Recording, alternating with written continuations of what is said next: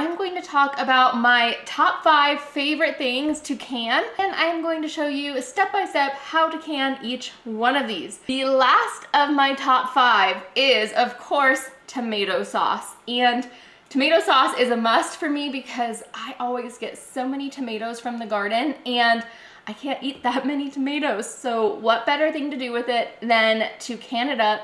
You can make this into pizza sauce, into spaghetti sauce, into sauce that you just pour into a stew, literally anything that you want. And you don't have to can it just as regular tomato sauce like I did. I canned it plain because I don't know what I want to do with it next.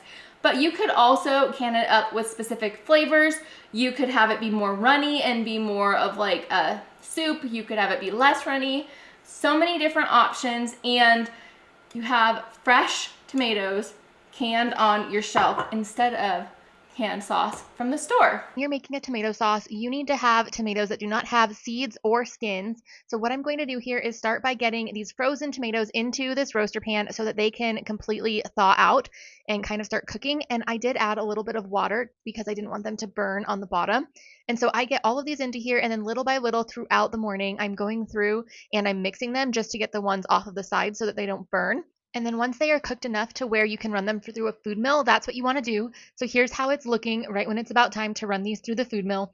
And then I take these and I put them through the food mill little by little, and I am going to get this into a pot because once they are fully through the food mill, I am going to get this pot onto the stove and boiling until it is the consistency that I like. You can be a little bit picky with your consistency if you want it thinner or if you want it to be thicker. You could also add spices in if you want to. Sometimes I do that, and sometimes I prefer to leave it be just a standard tomato recipe. I do that with a lot of things. I like to leave them kind of to be a standard, and then I can flavor it later.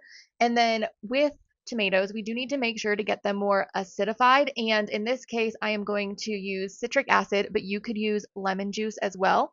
And then one big difference is that we will be leaving a 1/4 inch headspace instead of an inch headspace, which is something that we've been using.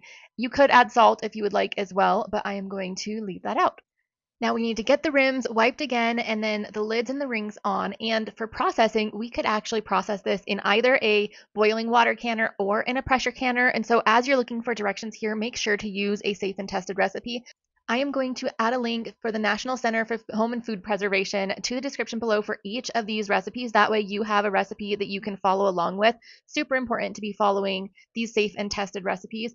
But once we get these into the canner, we will process them for the set amount of time based on the recipe, and then we will take them out, let them sit for about a day, and the next day we will check them and wash them and get them put away.